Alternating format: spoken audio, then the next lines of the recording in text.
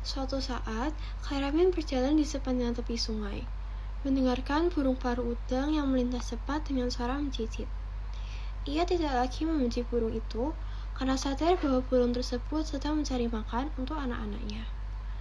Karamin membayangkan anak-anak burung itu meringkuk lemah dalam sarang yang terlindung di tepi. Angin bertiup, menerbangkan daun-daun jati yang jatuh ke sungai dan bergerak mentang arus karena dorongan angin. Ketika Saidah menawarinya makan, Karamin menolak. Tidak tega melihat Saidah menderita karena utang-utangnya. Dengan senyum dan tatapan penuh kasih, ia berjalan menjauh dari Saidah dan kawan-kawan yang berseloroh cabul, hanya menolak sesaat untuk tersenyum.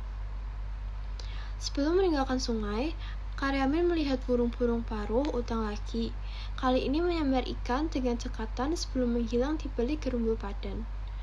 Merasa iri dengan burung itu, Karamin hanya bisa tersenyum pahit melihat keranjangnya yang kosong.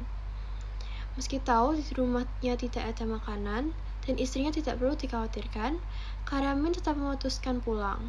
Teringat istrinya yang sakit karena bisul di puncak pantatnya. Ia mencoba berjalan lebih cepat, meskipun pandangannya terganggu oleh kunang-kunang yang memenuhi rongga matanya.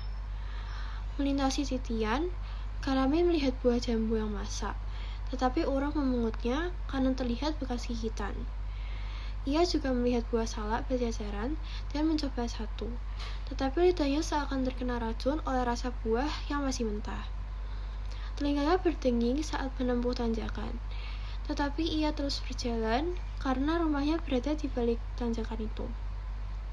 Namun, ia mendadak berhenti saat melihat dua sepeda di halaman rumahnya. Dingin dalam telinganya semakin nyaring. Kunang-kunang di matanya semakin banyak. Ia membayangkan istrinya yang sakit harus menghadapi dua penagih bank harian. Karamin merasa tidak mampu menolong istrinya dan mulai berpikir apa perlunya pulang. Namun ia melihat Pak Pamong yang langsung menuntutnya menghindar dan belum membayar iuran untuk dana Afrika. Dengan senyum yang mencerminkan kesadaran mendalam akan situasi yang dihadapinya, Karamin membuat Pak Pamong marah. Pak Pamong menuntut iuran, tetapi Karamin hanya bisa tertawa keras-keras yang membuat tubuhnya yang lemah terguncang dan akhirnya jatuh terguling ke lembah.